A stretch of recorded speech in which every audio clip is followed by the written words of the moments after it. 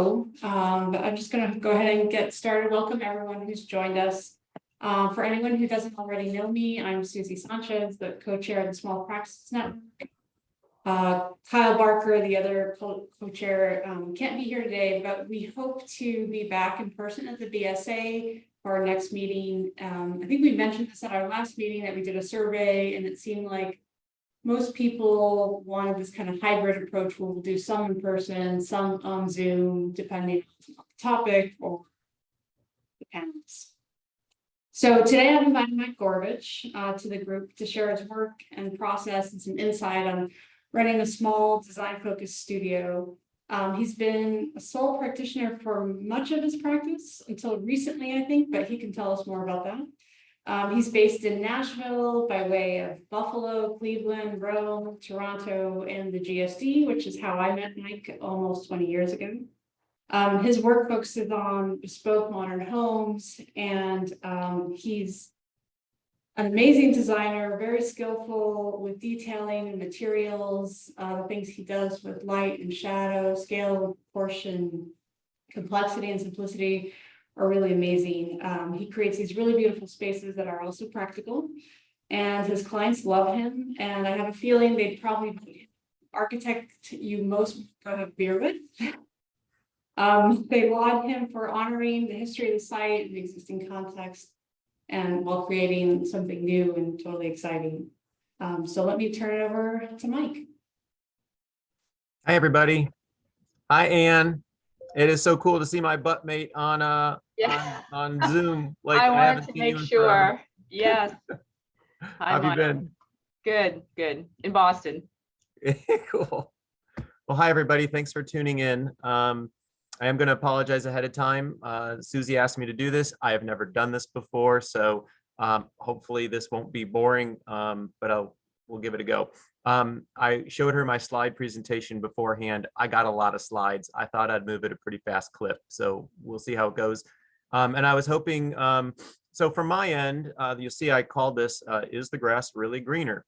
So when Susie asked me if I wanted to do something like this, and she talked to me about the kinds of things your group talks about, it sure seemed like, well, gee, these are the kinds of things I'm interested in wondering about in Boston. You know, I've always asked those questions. Should I have stayed in Boston? Should I have stayed in Toronto? What would have been like if? So maybe we can all sort of talk about that as we go. So anyways, this is an overview of Nashville. So there's Nashville. Didn't think it made a lot of sense if I went through this and didn't tell you a little bit about myself. So I'll do that in slides, and I'll do it fast. This is where I grew up. This was the first building and the building that I ever experienced, and the one I know the best. No, your slide is not warped, or the photo's not warped. That really is the garage sinking into the abyss. Anyways, that's where I grew up. I'm from Buffalo. Very little experience or exposure to architecture, no family members, nobody who had any experience in it. My temple had high holidays at Kleinhans Music Hall. This is an Elio and Ario Saarinen building. This was one of my early influences. I used to love just running my hand along the handrail, and even more than the big, assembly hall, it was this foyer. Just always had an effect on me. When I was in high school, I volunteered at the Darwin Martin House with a friend of mine. At the time, it was a derelict building. Kids would go onto that porch in the lower right and go smoke dope and drink beer and hide out. It was a cool place to get to spend time in high school. I went to Temple Beth Zion. This was designed by Max Abramovitz. I think I always say his name wrong. But again, this was before I knew anything about architecture. These were the special places I got to go. I went to school at the University of Cincinnati. So this was our building before Peter Eisenman got a hold of it. This is what Peter Eisenman did to it after. What was cool was being at a place where architecture had, it was contemporary, a new major world project was happening, and I got to sort of see that unfold. That was very influential for me. When I left school, I made furniture. This was a table I made. This was my wedding chuppah that I made. This was a bed I made for a guy who, after I made it, wanted to throw it out. It's hard for me to blame him. It was kind of a stupid bed to make a bed out of concrete and steel, but there you go. I designed a pavilion for somebody. She wanted a place out in the woods to filter out the mosquitoes. So we made her a place that the only thing we filtered out were the mosquitoes. And there she is. This was in Cleveland.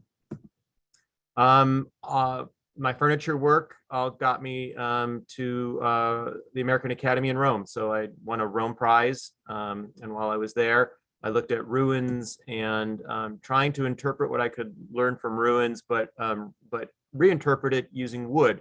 Try to, I guess you'd say, Americanize those ideas about wood.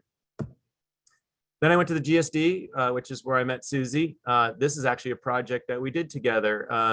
I didn't have a slide that showed you her part, so you'll have to ask to see hers. But Susie, Russ Faison, a friend of ours, and myself all won this construction fence competition. We each came up with a different design, and we each built and deployed them around the campus. What was cool about this is this was really one of our first, I think for all of us, probably one of our first paying gigs that we actually, and maybe points a bit to the future.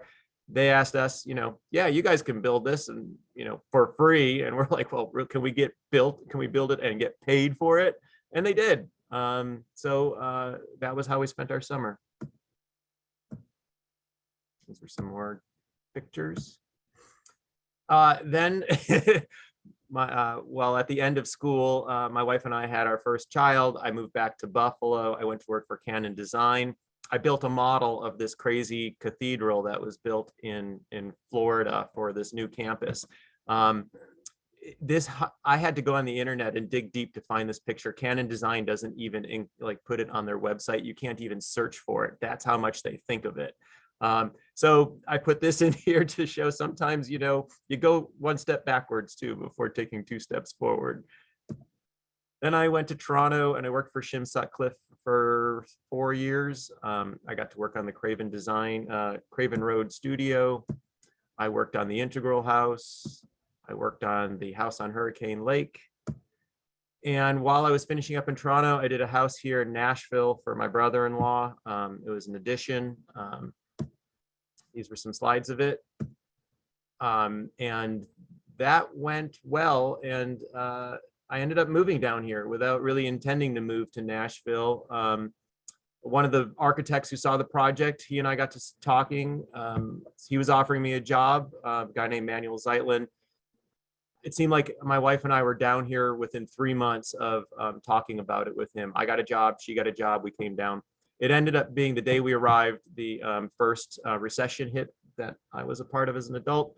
The only real built thing I did at the time was this restaurant called the Catbird Seat. It was in the attic of an old, really one of the oldest buildings still in Nashville. But when we got a hold of it, it was a terrible 1980s hair salon up in an attic of an old building. But we turned it into this pretty killer restaurant. Anyways, so then I went off on my own. And I've been on my own for, I guess, I'm in my 10th year. So I put together a group of slides and projects. They're not really in any other order than the way I started putting the slideshow together. But anyways, the first house I was going to show you is the wood screen house. This was for a couple here in Nashville. They went looking for, and I would say this is a very typical client that comes to me, someone who is looking to buy a house, doesn't really know a great deal about architecture, but they subscribe to Dwell. They pay attention to the extent that someone who's not in architecture can pay attention. And they never found a house that they really wanted. It was a couple that were, both of their spouses had passed away and they were looking to start a new life together. So we tore down one of their houses and built on this site. I actually showed up to the first meeting with them, actually recommending they not build on this site because it's right underneath a road. And I didn't realize that it was looking on 100 acres of beautiful land out the backyard that we're never going to change. Here's a model of what we did. Since I came to Nashville, one interest of mine has been trying to find a way to make what I guess I would call an authentic architecture in Middle Tennessee. When I came here, there was very little modern work, and what work there was sure seemed borrowed from some other place. And everyone thinks of modern architecture here as derivative of something that comes from Los Angeles, something that is Schindler-esque, that sort of boxy, overly composed modernism that you see a lot, and developers really attach themselves to that. I wanted to see if I could come here and find something that was more authentic to the place, and I gravitated to the wood buildings and the barns and the old agrarian buildings that we used to go out and see. People think very much of those buildings having barn events and doing things out on farmland. Nashville is kind of joined with an area called Franklin, and there's another area in between called Leaper's Fork. It's filled with all of these kinds of buildings, and it was always common to be asked to come out and renovate a barn. And you'd get into the barn and you'd find that it had this amazing aesthetic that you can't renovate. As soon as you try to fix it, you end up killing it.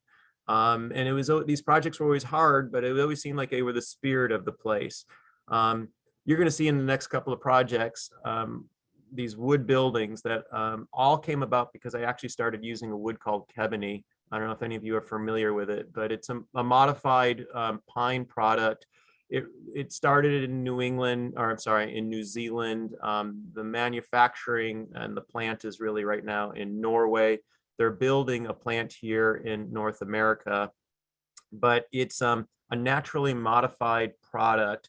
They use a chemical that they extract after wheat and corn are harvested, use pressure and heat and impregnate the pine with this natural preservative that is food friendly. It's a natural occurring thing, and they really make pine inert. They make it much harder and more durable than it is in its natural state. And in our area, we have a problem with carpenter bees. I don't know if you have them up north. I don't recall it ever being an issue where I was. Carpenter bees are a bit like I guess you'd say the opposite of a woodpecker. They actually use their behinds to burrow into the wood, and they love it down here. So wood buildings really fell away for a very long time in Nashville. But this wood, the carpenter bees don't like it. And what I love so much about it is you can put the wood up without a finish. So for me, the aesthetic ties very much to the atmosphere that I was looking for in these barns, and trying to find a way of extracting that feeling of both light and space. And the wood seems to patina, and it'll eventually turn this natural gray. But again, that kind of brings in that sense of age and time that I like so much. So this house was meant to be, it's a 3,800 square foot house for two people. They have, adult children. They come back to visit. The idea is that no one comes and stays longer than a weekend. So it's really a house for two. It's about 3,800 square feet, but the scale of it feels a lot bigger. And the idea was to make something monumental, as though it were like an old mill building that you had come and found. It's sort of in a valley, so it kind of seemed like a holler that it was in. It has this very deep threshold with this screen. The screen is where we were really trying to extract that feeling of being in a barn. It's protecting the kitchen from afternoon western sun. And it's the threshold for the building, but it's also waiting for you as an experience when you're up at the top of the stairway. So it kind of does have this epic scale when you first walk in, and climb the stairs. Here are a few details of the stairs. Another Nashville typical condition are these sloped sites. So it's the stairway in the lower levels bringing you through the site and up to the upper level, but you're literally cutting through the grade to get there. Several of my projects explore this idea. So the section becomes really important.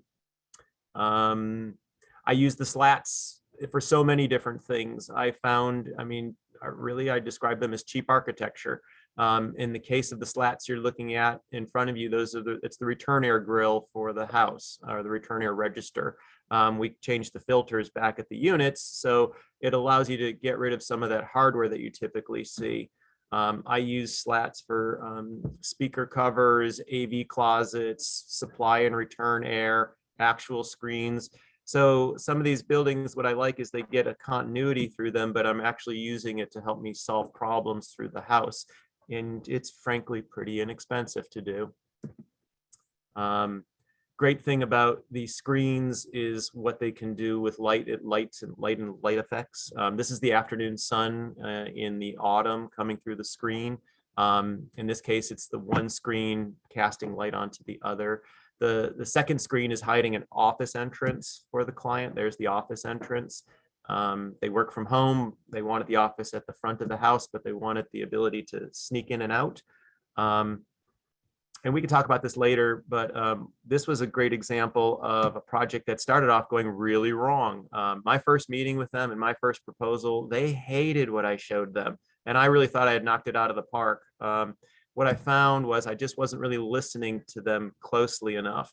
And what I found was that they really, the wife in particular, Mary, needed the ghost of the house that we tore down to sort of be embedded within the logic of the new house. So if you look in the middle of this facade, you'll see what looks like a door to nowhere, basically. Well, that's where the front door used to be on the previous house. In her case, it's so she can go out and garden, but it really serves no purpose. The entrance is now at the end of the house. So this one became a real, exercise for me in listening. I assumed they wanted a pool, so they would want to live on the lower level. The truth is, they really wanted to live on the upper level. Those were the views that they had in the previous house and the way they understood the site. She had planted a lot of the trees on the site as well. So she had a deeper understanding of the place than I could appreciate when I just first showed up. What I love is they gave me a chance to try again. So these are some of the night shots. I think this is the last one. Yep. So at the same time, I designed this other house that I've given it like 4 or 5 names. I can't settle on a name, but I've been calling it the Tarpaulin house for the last little while. But I did it at the same time as the other house, the other wood screen house. They both have sloping hillside sites. Both are couples with adult children. Both wanted a pool, 4 bedrooms. They were such similar programs that in doing them at the same time gave me an opportunity to look at this issue of using wood to make a modern, Middle Tennessee wood house. It was another chance to look at the same issues. And so I think of them very much as a pair that work together. Other things that are important about what is Middle Tennessee? Well, first off, we live in a deciduous forest, so the leaves all fall. Flat roofs are a really bad idea here unless you plan on going up and actually maintaining them on a residential home, which just doesn't happen often. So a lot of my projects, they may appear to have flat roofs, but they're actually gently sloping roofs in a sort of mid-century modern slope.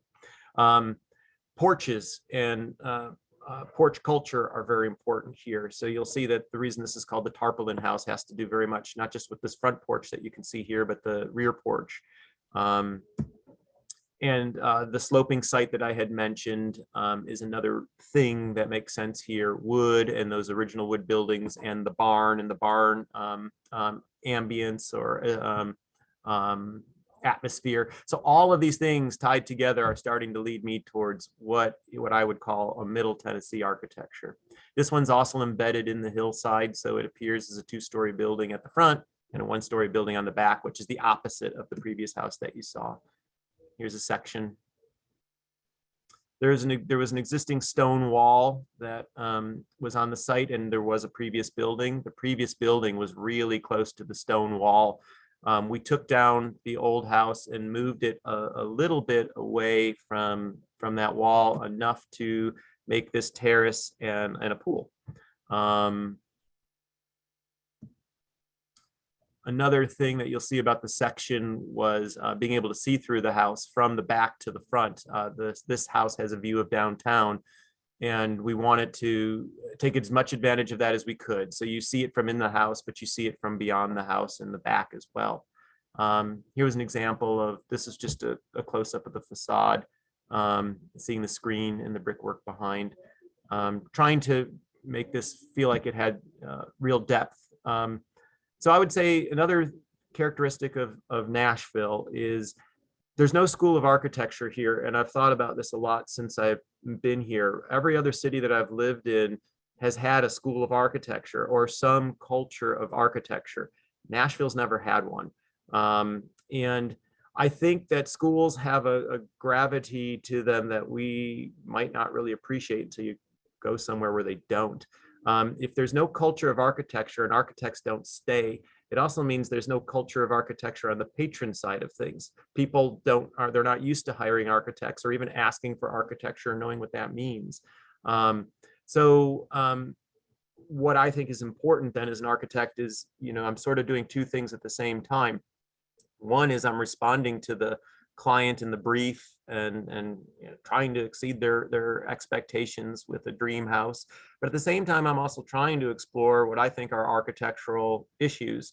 So in the case of this facade, the depth and pull that you get in servant spaces, like in a Louis Kahn project, this is a chance for me to look at that. And you see some of that in the lower windows to the lower left, trying to find depth inside what is really a very thin building. We describe this one as a hike. You come up the driveway at an angle. This house is maybe a third of the way up the site. They have a huge forested area behind them. So I think of when you get to the top of the driveway a bit like a switchback or going on a hike, and you walk across along the front porch to the front door, which you can see there. Oh, more facade. So you're starting to go towards the front door. And when you're inside and underneath where that person is, that's where you're getting that atmosphere of being in the barn, a dark space that's syncopated with light. Come in the front door. There's an elevator behind that screen. Another issue for dream houses on hilly sites is, well, how do you age in place? So making what is often a 2-story or 3-story building accessible always becomes a big issue. You walk down the hall. In the case of this house, the bedrooms, the guest bedrooms and adult kids' bedrooms are all on this first floor. So effectively, this is the bedroom hallway, but it's also the main entrance. So waiting for you at the end of it is this stairway to try and distract you from the fact that you're really in a hallway bedroom. It's a windowless space, but I wanted it to be light filled. So above you, there is a hole in the roof that lets in light to those upper windows. And again, this is another example of getting to walk through the section to go from I'm dug inside the earth, and now I'm going to go up the stairway and come out and into a new experience. We wrapped this entire stairway in slats. So what you're looking at is the return air grill, the supply air grill, the guardrail for the living room. Looking down into it, a chance to envelop you in a space that feels like a real threshold. You've gone from one place, now you're really entering another. And what's waiting for you at the top of the stair is this kitchen. There's a living room behind you. This particular family, everyone in the family cooks, and they're friends with lots of chefs in town. The idea was to make a place that would welcome people not just to eat together, but to cook together. So kitchens are the most important room in the house often. In this case, we wanted it to be the living space. So it's meant to be, is it a living room with a kitchen in it, or is it a kitchen with a living room in it? That was kind of what we were looking for. Some of the details, I like to pair soft lines with hard lines, wood with white painted surfaces. So this was just a detail of the ceiling. A view looking out back, you can even see the stairway that takes you up to the hill beyond out the window. So conceptually, I think of the house as just a moment along this much longer path. This is the view from the bedroom. You can see downtown off to the left in that view. So they really do have this really special relationship to their hill, but then the site as well. Their bathroom, we used etched glass because that's actually the main porch, and the main exterior dining table is just on the other side of that glass. So putting together a very public space with a very, very private space, and what that allows in changing and focusing views. So with the etched glass, you get in the bathroom all the natural light you want, but you get privacy and you get to focus on that big soffit and the trees. This is when you're getting onto the back porch. That's looking back towards the kitchen.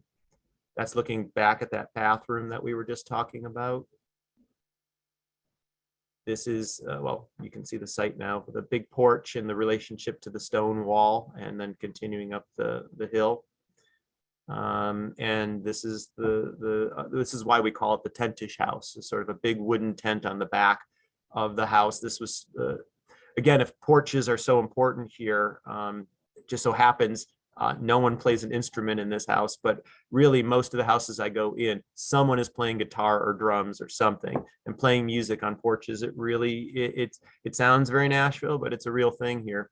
And you can see through the deep part of the middle of the house, the trees on the other side. And when the leaves are gone, you can see through to the downtown view.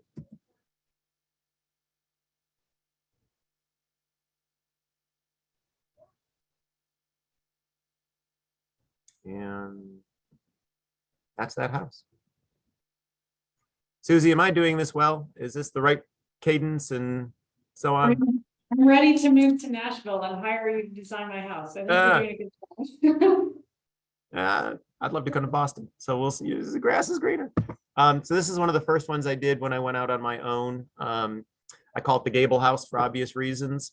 It was an interesting one for me because this was a client that wanted a modern home, but they also really wanted to be a good neighbor. And to them, being a good neighbor meant building a house with gables. The neighborhood that they're in is filled with all kinds of Spanish colonials and Georgians, and you name the plantation. The common theme with all of them is that they all have gables. So we worked very hard to not build a house that was any taller than the neighbors. Proportionally, it made sense on this cul-de-sac that they were on, but we tried very hard to make it spatially modern. Their favorite house that they had exposure to, and really the only famous house built in Nashville for the longest time, is a Hugh Newell Jacobson one that's a few streets away. It's this one that you've probably seen images of and don't even realize it's here. It's looks like one of those perspectival houses that he does, where you have the little entrance and then the gables keep getting bigger and bigger and bigger. So those were the references that I was given, and it was a question of how do we do that our way. I also was looking at a house where I tried to limit the hallways as much as possible. And so the living room, dining room in the center is to me a very Renaissance kind of floor plan, where it is a hallway, but you also use it to get to the private side of the house, which is the master bedroom section, and you use it to get to the family side of the house, which is the kitchen and family room. But you can cross it orthogonally, you can cross it at diagonals, but it's a room on top of a room on top of a room. We built a bunch of models for this. This was a really large scale one we did. Eventually we were using it to test their collection of art and the things that they wanted to put in the house. The back of the house faces west, and it really was getting blasted with sun. So I proposed this pretty heroic arbor, and they went for it. So I hate to make it sound, you'd like it to be more cerebral than that, but sometimes when folks aren't exposed to architecture and these ideas, it's just pitching an idea and seeing what they think, and making the best argument for it. The arbor is really serving a purpose to help make the living room more occupiable in the afternoon. But then when you start to talk about the architectural ideas of it, that their daughter's going to get to see it from the top of the house, that how it will affect the garden, how it connects the kitchen to the bedroom, they start, my clients, they are interested in these things, and they actually do want to pursue them. It's more being presented with them and then giving them the options, but presenting them in their full richness, everything from how much these things cost to what they gain from it. One thing I do find, if possible, is if I can get one thing to do 2, 3, or 4 things, it starts to have a greater embedded value. I don't want to go back into the slideshow, but the addition I did for my brother-in-law, it was really, we dumped everything that they said their house was missing into one room. So it was missing a screened-in porch, it was missing an office, it was missing a playroom, it was missing a guest room.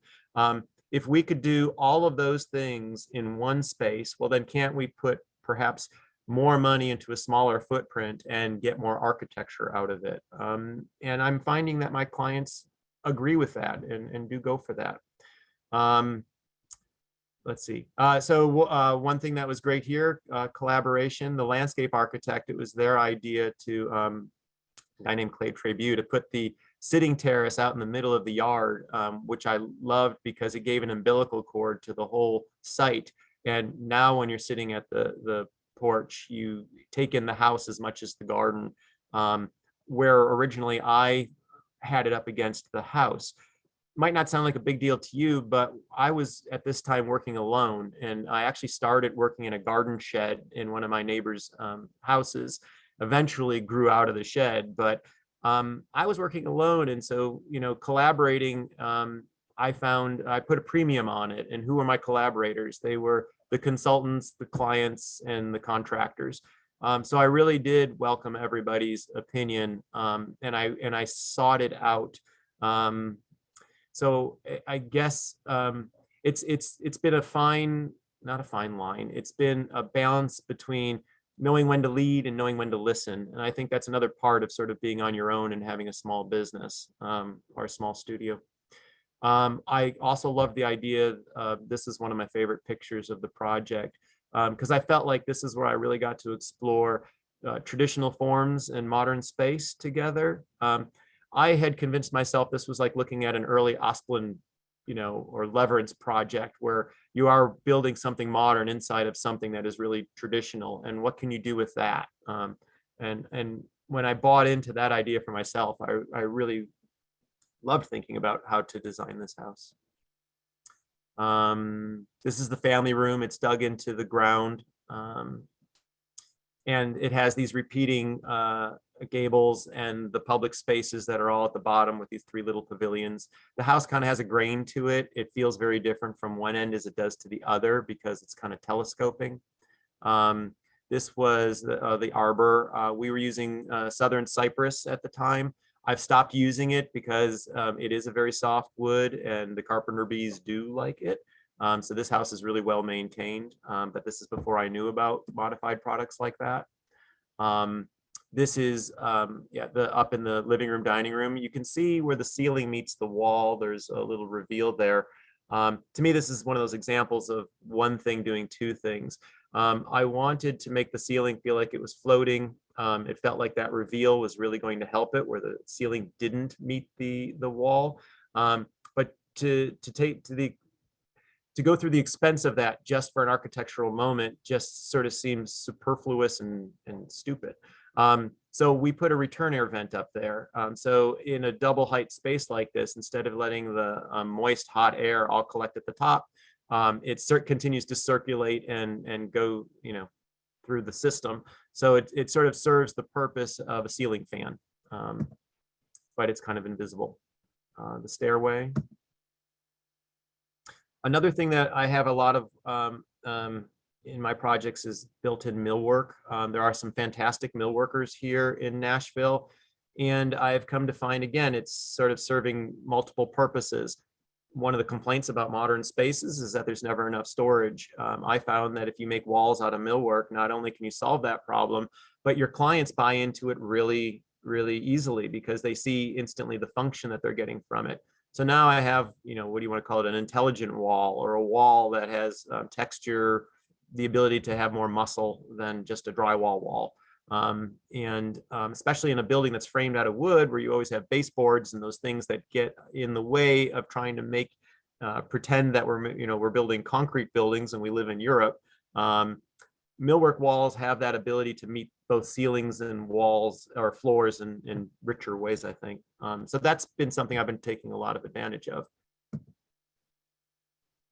I love this picture. This is up in the attic.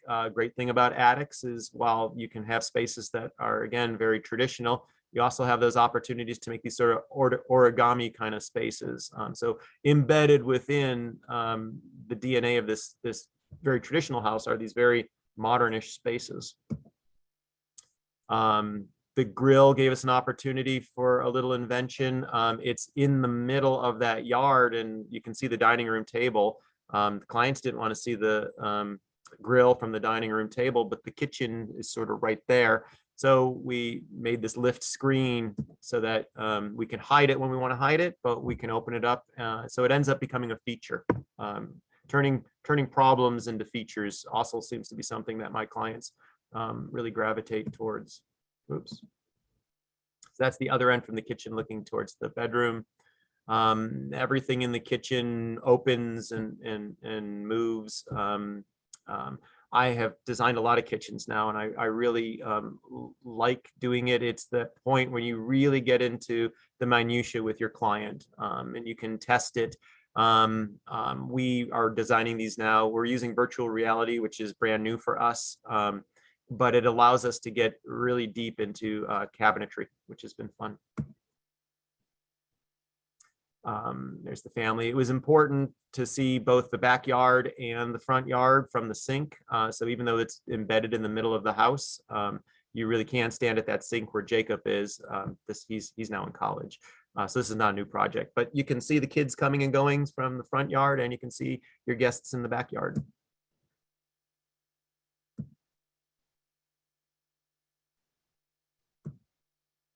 And then this is the grain of the house I was describing from the other end, how different it can feel.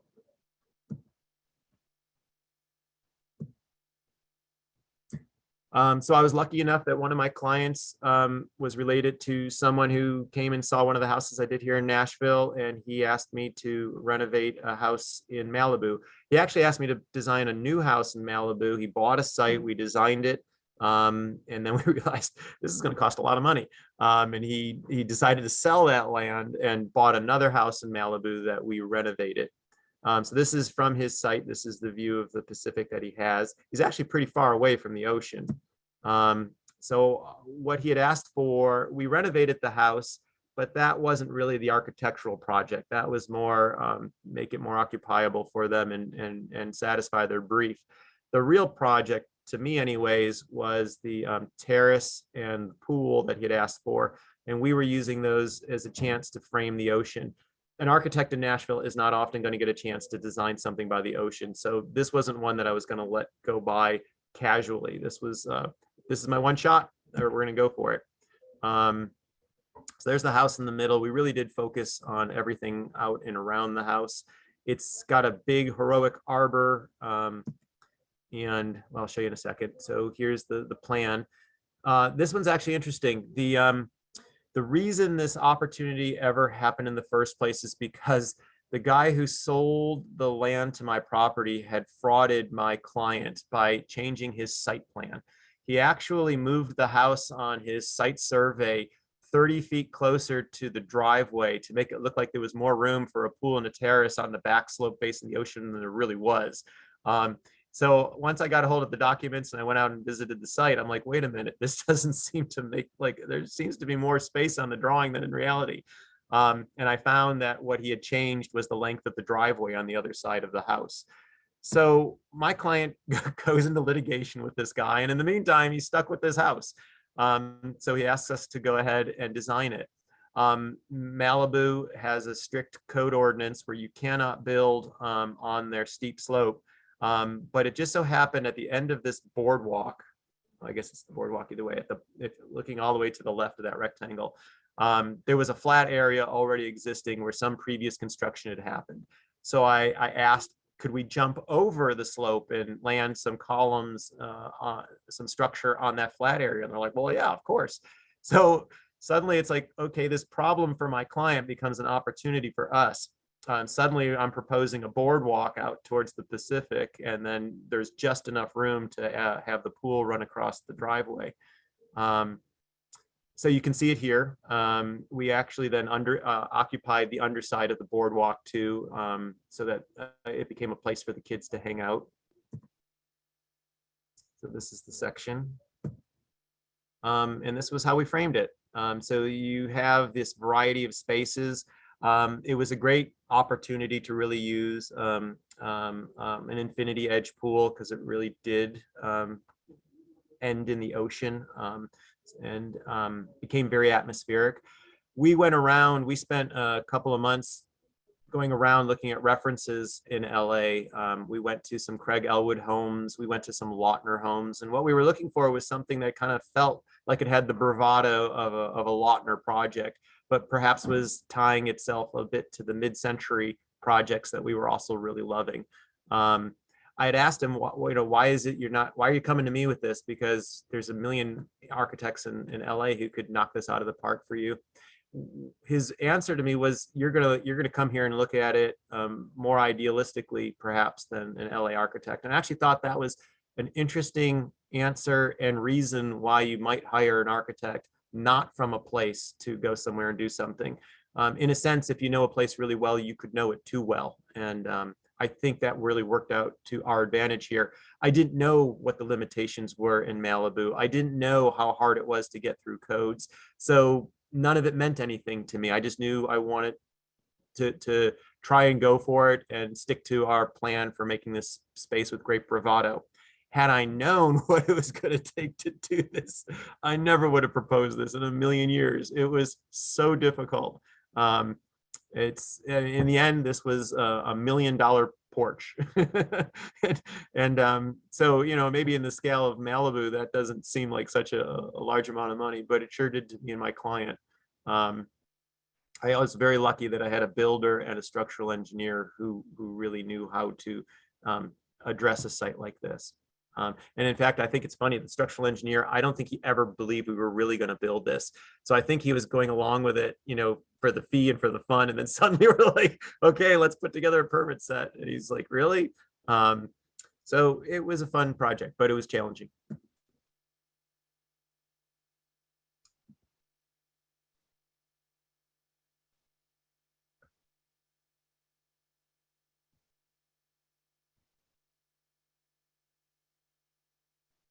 I guess I'm taking a break from talking for a second.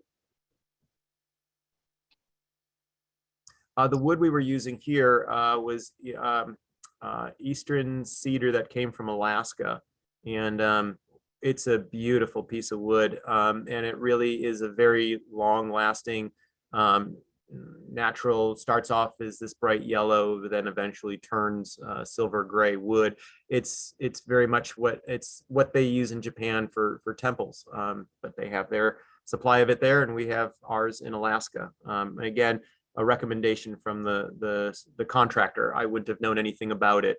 And the reason we were able to use wood in this project is we were using it in dimensions that were meeting the heavy timber code for Malibu for pieces, the sections we were using. So supposedly this wouldn't cause a fire and spread a fire.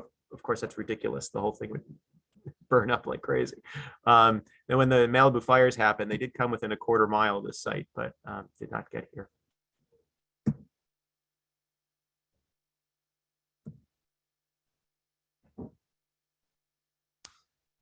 I may have put too many of these pictures on. Anyways, this is it at sunset. Two-faced house. This is, I would say, another very typical part of my work, which are renovations, additions. I get to work a lot. There must have been a building boom here in Nashville in the 1950s, and all of these ranchers, these one-story ranchers, were built. They're really fantastic to get to do additions and renovations to, because they're easy to lift ceilings and access the attic space above, and generally they are crawl spaces or open, mostly crawl spaces, some basements with the ability to move services around easily. So they become these rectangles that I call bifurcated rectangles. They have a front, they have a back, a common wall that runs in the middle. And as long as you don't really mess with that too much, there's quite a bit that you can do. So this was the front and back of this existing house. We cleaned up the front, and even on this little project, this has several phases to it. The client will eventually put a front porch on this, but we did most of our work in the back. They're eventually going to do a pool and another garage, but on the back of the house, we did this. He really wanted a modern home, and he had his sort of sense of like a New Canaan, Eastern, East Coast modern homes were something of interest to him. He's also Japanese and was interested in temple related spaces. We talked a lot about the common things we'd both seen in Kyoto. So the wood was the kebony was really attractive to him, and the way we were able to lift the it's 1 story on the front, 2 stories on the back, again very Nashville. That lower section of porch will be facing the future pool, and its ceiling height ends up being 7 feet because that's where the structure works with the existing floor. So what was great again was taking advantage of the fact that we had a very narrow floor to ceiling, where people typically will ask for 8 or 9 feet, not being able to provide that. But what we make is a space in the ceiling height that feels very temple-like and very intimate. So what we added to the bottom of this drawing is 12 feet off the back, and then we renovated the inside of the existing home. The section that's kind of highlighted in the front, that is what will be added in the future. This is the interior. Pretty much where that wood ceiling happens is where the original house wall ended. We are lifting ceilings, putting in some skylights, trying to create drama for the various spaces. The end of the house was looking up at a beautiful view and some great trees, so we opened that up to take advantage of it. Little things. We have a lot of bamboo here, believe it or not, in Nashville. So we casted this concrete pier in bamboo. Again, another chance for us to explore something smaller than the whole project, but something that the client was willing to go for. These are the spaces up along the addition. Looking through the whole house from one end to the other helps to make it feel larger than it really is. But this is, you can see the connection between the addition and the house here when you go up the hill.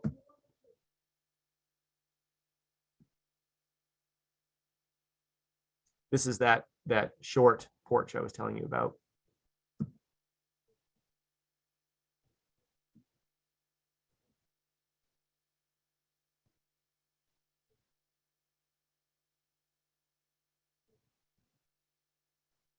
You can see the view up to there's a park on the other side of that hill.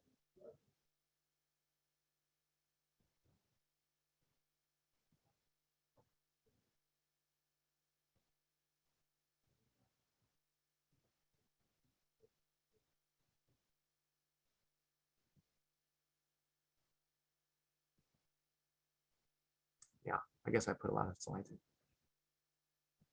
Okay, I haven't done a lot of commercial work, but I've done a little. I did a renovation for a client who then wanted to open a cidery. He bought this building in downtown Nashville. It was a garage that cleaned trucks. This was the existing condition of that building. He did not have a big budget, so what we proposed in the yellow is a plywood pavilion that became the offices, bathrooms, a place where we stored the kegs, and a tasting pavilion. And the rest of it was really the shell of the existing building. And this is what it became. Diskin cider, really great cider. We added a kitchen and a little laboratory, and we had a fenced in an area off to the right. So again, the slats became something we were able to use in a different way here. And these sliding gates over the garage doors and the front door that we kept.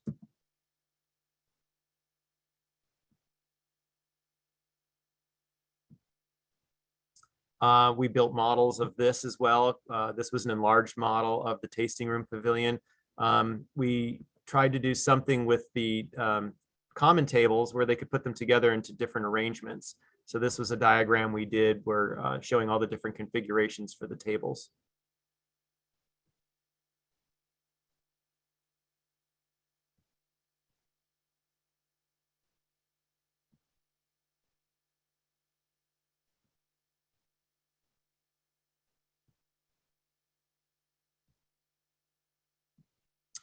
Here is another renovation that we recently did.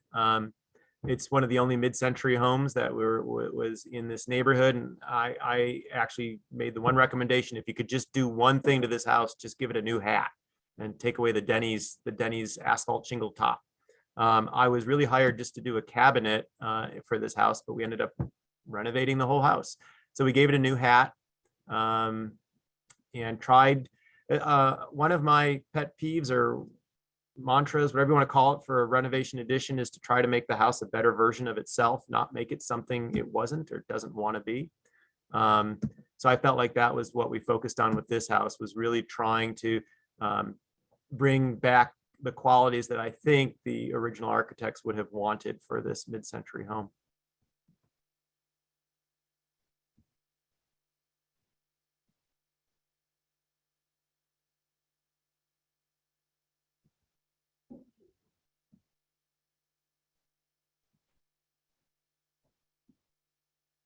This is what the living room was like before we got a hold of it. This is what we did after.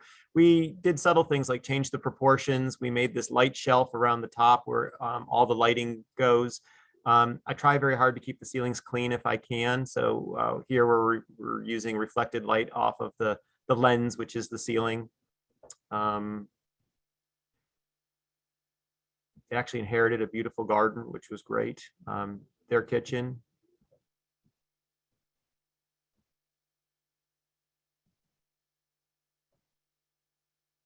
So in this section, you can really see the main things we added. That's what's shaded. A little canopy over the front, the light shelf inside the house, and the way we changed the Denny's hat. Section, if you looked at the section, you'd say what we did was pretty minimal, but it really did have a big effect on the house.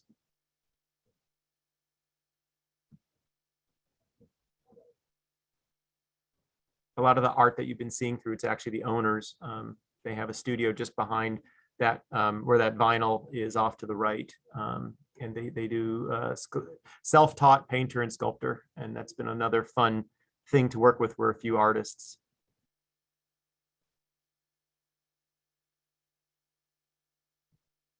I think that's the last one. Okay, we're almost done. So what else have I been doing? I've gotten to do some furniture design, again, with some of the mill workers in town. We have some great ones.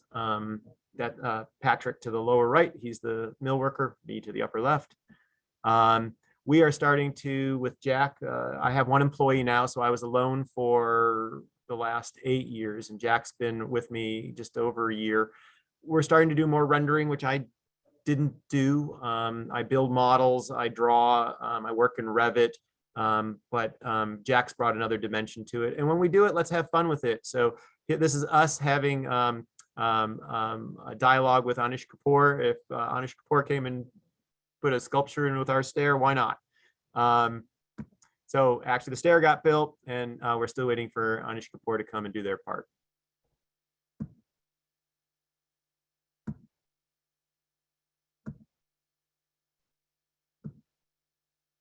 This house is wrapping up construction now. I've gone back for another project. I did this modern farmhouse.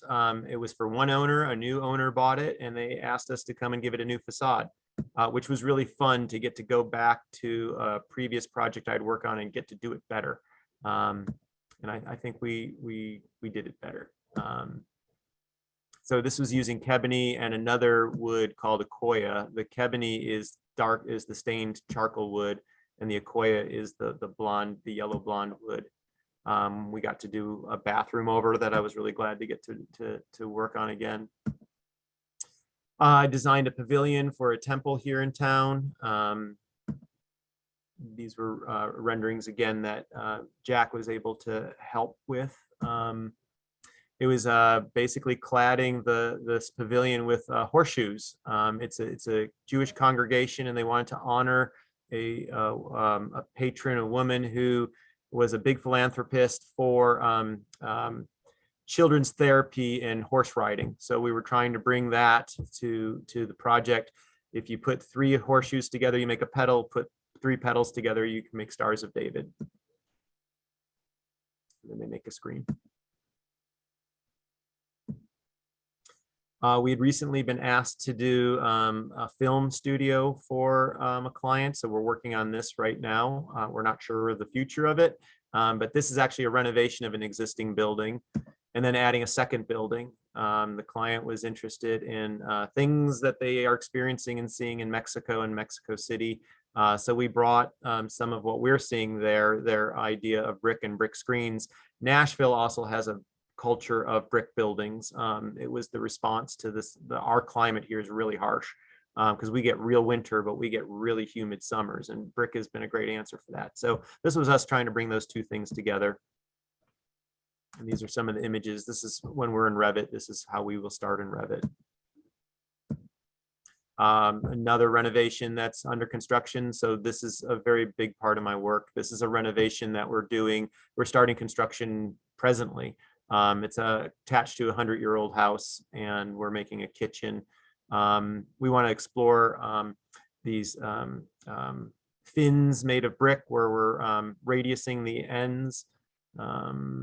These are some scenes inside, trying to again take the ideas of skylights for us to the next level. And that's the kitchen looking the other way. That was it. Thank you very much. That's amazing. Thank you, Mike. I'm opening it up for anyone, if anyone has any questions or wants to write a question in the chat. As we look through your work and all these beautiful photos, I'm wondering how you evaluate like a new client and know that, you know, whether they have the appetite for this kind of work. Are they already coming to you knowing Michael Goorevich's work, or how much education are you doing of the client, or have you just gotten really lucky and have these amazing clients? Yeah, the answer is a bit of both. And Yeah. I'd be curious to hear what you guys say. So at first it was word of mouth. People didn't know who I was. Now I'm getting people who don't know me or have any connection to me calling. They have some sense of what I do. I try to keep my website up to date. I try to keep, and I Instagram a lot. And I'm finding that lots of people are finding me in my images through Instagram. I turn down a lot of work. I don't know about y'all, but I get a lot of people who say, you know, gosh, I love the gable house. Can you help me with the screened in porch? And it's like, well, no, I actually find that I can't help you with the screened in porch as much as I'd like to. I used to take on a lot more smaller work than I do now. We're actually finishing up a project right now. It's $100,000 kitchen renovations / the rest, you know, as much of their house as we could. It's taken so much work out of me and the contractor. He's just sort of begged me not to take these projects anymore. In the end, I find I don't really make any money on them, and they really are an energy suck and a time suck. So that is one group of people that do contact me, and I'm finding I less and less can work with them. But I am finding that, how do I put it? I like to interview my clients as much as they're interviewing me. So if we might have a phone conversation, then maybe I'll take them on a tour of some projects if that's going well. I'll likely go and see how they live and talk to them where they are. I'll easily spend 7 or 8 or 9 hours with a client before we even start to talk about signing a contract and working together. I also don't take a retainer from any of my clients. I would rather get a month into a project and find, you know what, this isn't working out. We're not really the right match. And so no harm, no foul. So I try really hard to find that my clients and I are going to have that relationship. I often talk to them with my hands like this. I'll say, here's your dream and here's your reality to you know, here's your ability to make it a reality. If these things are really far apart, there's nothing I can do to help that. And so this project probably isn't gonna work out. If you're reasonably close with a little bit more on your end and a little changing of your expectations, we can get you into alignment. And I'm finding that those kinds of conversations seem to really help my clients. So I wouldn't say that I'm blessed with great clients. I also think once we get into it, I think, yeah, no, that's stupid of me to say. I'm blessed with totally fantastic clients. But it is a living process. That'd be the simple answer. How about y'all? Yeah, I think in the last couple of years, we've probably, a lot of us have gotten a lot of inquiries, and you do go through that moment where you're trying to evaluate, okay, is their budget realistic? And are their expectations realistic? So it's been a nice time where, I think, at least in my practice, we've been able to turn away some work, just because there has been so much work out there that we could be selective. Sort of a little concerned about the future and this, the idea that a recession is looming. And are you seeing any kind of slowdown yet? And I'm wondering, and I actually would open this up to the whole group, any answers, like, are you in your own practice starting to see a little bit of a slowdown at all? Are things still going like gangbusters? Here, the contractors are certainly telling me that it's not that they're running out of work, but that their queue for waiting for them is getting shorter.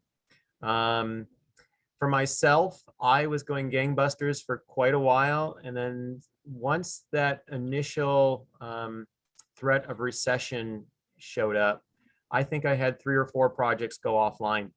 And one of them was a client that I actually had 2 projects with.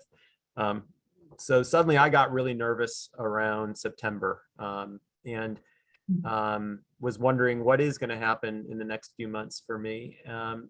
But even through that time, I still had clients coming to me with projects that I just knew I should say no to, and I continued to say no to what seemed like questionable work through that time.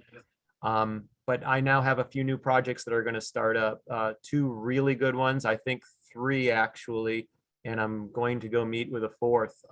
So it's hard for me to say, is there still a bigger change happening out there? But I think I've just gone through what I think were 3 sweating months, only to find that actually I have more work than I can deal with right now. Well, I know you said you recently added Jack. Wondering how did you decide or kind of know when it was time to expand your team? So do most of you work alone, or do most of you have employees or collaborators? I think there's a good mix. Generally, we get asked a lot, how small a firm do I have to be in order to join this group? And there's no rules, but I think there are people with multiple employees, and there are a lot of sole practitioners as well. So for me, I mean, I went about 8 or 8.5 years without anybody. I was really scared about hiring somebody, frankly. I started my studio without owing any money. I just was able to work off of the fees that I was taking in. It was working for me and my family. But taking on someone else was going to take it to that whole other level. I didn't go out seeking anyone, and Jack didn't apply for the job. One day on internet, I saw someone post images of a house in East Nashville, which is across the river. And I'm looking at these images of this house, and I'm like, this person just nailed East Nashville. It's a place with a particular character that developers are really doing a poor job of. And I was so impressed with this house. I had 2 reactions. 1, this is really fantastic. And 2, why the hell don't I know about this project? I dug a little deeper, looked a little closer, and I found that they were images. It wasn't a real project. They were renderings. But that didn't occur to me when I was first looking at them. So I reached out to Jack, told him how great his project was. We just started a get to know each other relationship over 8 or 9 months. And then when it occurred to me, he really was looking for the next stage in his life. I really wanted to collaborate, and I really was kind of done being alone. And it was time to grow. So it wasn't planned, and it was something that I did not jump into quickly. But once I made the choice to do it, it was, a leap of faith. So I think that's answering your question. It was like everything else in my studio and practice so far, somewhere between luck and some vague notion of a plan.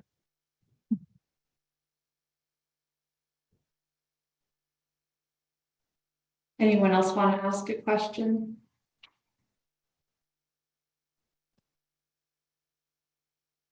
I know you were using a lot of physical models, especially earlier in your process. What tools are you currently using? Sounds like you use Revit, probably AutoCAD. Not a lot of And also in your AutoCAD. practice, we're also all curious, what accounting software do you use? What timekeeping software? Oh man, that stuff's so okay. So working software, almost everything in Nashville, almost every firm here works in Revit. Very few people work in AutoCAD. That's a must. We do our rendering work in Rhino, a little 3D Studio Max. That's become a problem for us, though, I've come to find. Basically, it means we're making two models, one to render and one to actually, work in, which is Revit. How can we Right. combine these two together? So Oh, I have a suggestion for that. please, and Jack just walked away. So I know, I think Lumion does this, but we've been using Twin Motion, which links the Revit model into it, and it's very user friendly. And it's only $500 for a license for a seat. And Lee, who's on this call too, he's the one that turned me on to it. I can't wait to tell him that, because it's been a real problem, because if we're doing our renderings earlier in the design process, of course, there's going to be changes, and it's like, well, now how are we dealing with that? This is something he and I have been talking about. So that's great to know. Yeah. So, okay, so we are rendering that way, but we are also using virtual reality now. It serves a purpose that I didn't expect. It's great for communicating with the clients. It's even better for communicating with the trim carpenters in the job. So we issue those files to the trim carpenters. Maybe they don't look on the goggles, but they can bring up the file and look around on their phone and move around in the space. So there's nothing they can't see and understand. It was really the funniest thing on this project that is going right now. I sent them the files, and a week later I'm on the job site. So did you look at the email I sent you? And they're like, no. And why don't you open up the email? And when they saw what it was, they're like, this is great. I went back a week later and I'm like, so are you talking about something? Did you look at the construction documents? They're like, well, no, I got this thing. It's like, no, you got to look at both. It's not just one or the other. But that's been a tool that we are using through the whole process now, including on the construction site, which also provides value for the clients and wanting to spend the money and the time to get those images, because they realize we're going to pass it on past them into the contractor. I do still hand draw. Most of our projects get a built model or several models. None of them are really final models. They're somewhere after design development, where I'm building models. I think, and here's the thing, they take a long time. A complicated project or an involved project, the model can take easily a week, where I'm now spending a week building that and not working on anything else. But the buy-in that I get from my clients is massive compared to rendered images. Rendered images, there's just something about them that is still a bit disposable. They like it, but they don't buy into them the way they do a physical model. A physical model, it already implies the effort and time that went into it in the same way that a hand drawing does. So if you're looking for a very practical reason why models still have value, that's at the top of the list. But then second is, you're not looking through the filter of a computer screen. A person can move around a model. A person can take in everything at one time. And you can study light through a model in a way that you cannot in the computer. Vice versa, the computer allows us to do things that we can't do with the physical model. So to me, it's not an either or, it's an and. And so we spend time doing all of these things. Wow, what's your go-to scale for a physical model? How big are we talking? So the whole homes end up being 1/8 of an inch. Oh, wow. Here, I'll show you.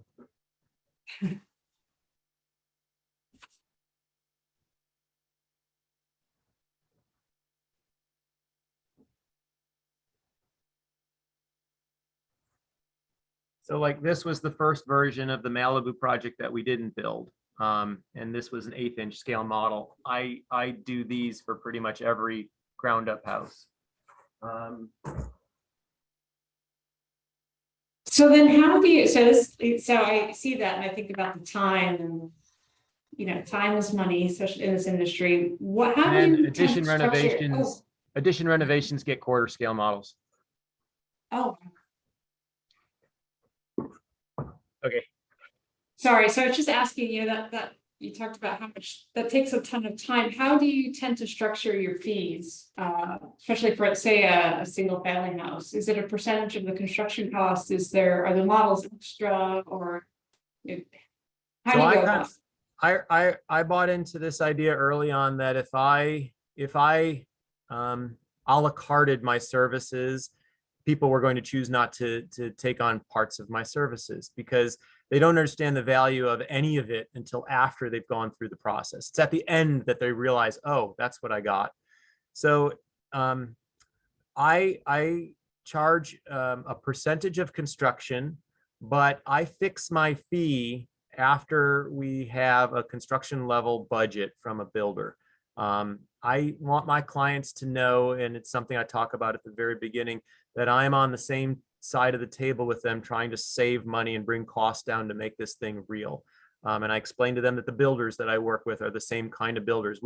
A joke I make, and Kelly hates, my wife hates that I make it, but it serves a purpose. At the beginning of every interview, I tell my clients, from this conversation, you're already over budget. You know, just calling me, you're over budget. So it's sort of a dangerous, you know, thing to get into, but let's be very honest about this right now. Your dreams are probably going to outpace your reality to bring all that scope into reality. So if we already know that from day one, how do we drive down the costs of every project, but still make them a reality? So if I can fix my fee, my clients buy into the fact that if they buy a Wolf stove or a KitchenAid stove, do I really care other than that it's a 36 inch or a 48 inch unit? And why should I, why should I benefit from that? So I guess I see it sort of that way. But at the same time, I also offer, how do you put it? I guess I'm a very full service architect. So I talk about how I put no limit on my site visits. So I don't write in my contract, I will come out to your site once a week. Forgive the French, it's bullshit. You can't make one of these projects if you're going to limit yourself to that many job sites, because instantly the contractor knows they can't count on you in a way that they need you to communicate all of that information to the person who's actually going to be doing the work.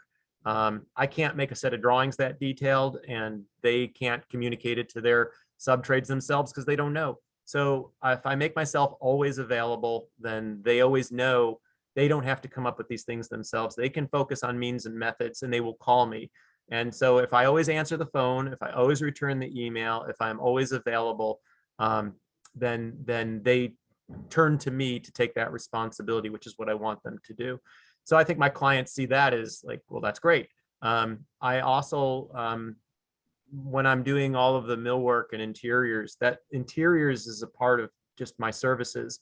I take my clients to go look at countertops, tile, appliances, fixtures, lighting. We do all of it.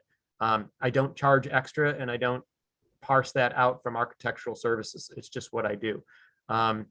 My structural engineer I work with, Ruth Always, I work with her for most projects. She does details, site visits, and engineering, but I do all the drafting.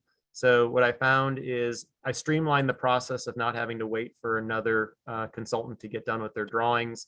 I know that I'm going to have a more seamless integration between structure and architecture if I'm taking responsibility for translating her information to my drawings. I don't charge my clients extra for that either. And in the work that you've seen, I also do the landscape. I don't do flora and fauna. I'm not qualified to do that, but I do pools, my hardscapes. So I tried to show my clients that I'm offering a wide net of services that while maybe I might look expensive at first, and I don't know if they see me that way or not, but if I seem expensive, I'm covering a lot of work that a lot of other consultants can do.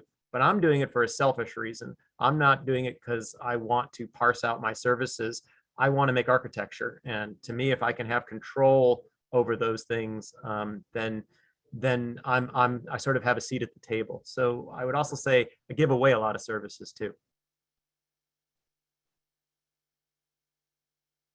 Yeah, that's interesting. I know we've been sort of, the further I get in my career, the more it's been drilled in that like you've got to really sort of parse these things out, and otherwise you're just giving away time. But it makes sense that you've built these amazing projects because you've really invested a ton of the time and the care. It does come, And I think it comes back to what your motivation is. If your motivation in Yeah. being an architect is to provide service, then you should be parsing these things out. You should be like an accountant, keeping track of your half hours and your 15 minutes. That's not my end game. That's not why I ever wanted to become an architect. It's not that I have anything against making money. I would say that, I wish I was doing better 10 years on. I'm doing fine, but it would be great to do better. But at the same time, I'm not willing to sacrifice my bigger goals, which is to have the opportunity to make architecture. I have found that one way to do that is to trade some fee for again, control.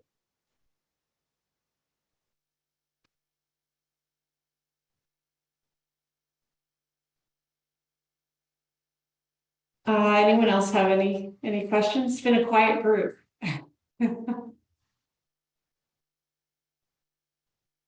Well, Mike, I really appreciate you joining us. It's so great to see you. Mike and I went to the GST together about 20 years ago, almost 20 years ago, and collaborated on a project. I have actually designed a lot of trash enclosures since then. I thought that would be my only one, but I seem to be designing trash enclosures.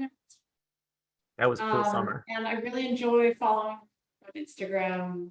Like I told you in that email, that I aspire to grow up to be Mike Goorevich. And he's an amazing, great guy too, to boot, not just an amazing architect. So thanks so much for your time. Well, you're welcome. And thanks, Susie. And I've got to figure out how to get to Nashville. I'd love to see you and Kelly again and see all this amazing work. I got your tickets at the Ryman waiting for you. Great. Well, thank you everyone for joining us. Looks like we're losing people a second, but yeah, so stay tuned for next month's meeting, and have a Bye, great y'all. one. Thank you. Thanks again, Mike. You too, Susie.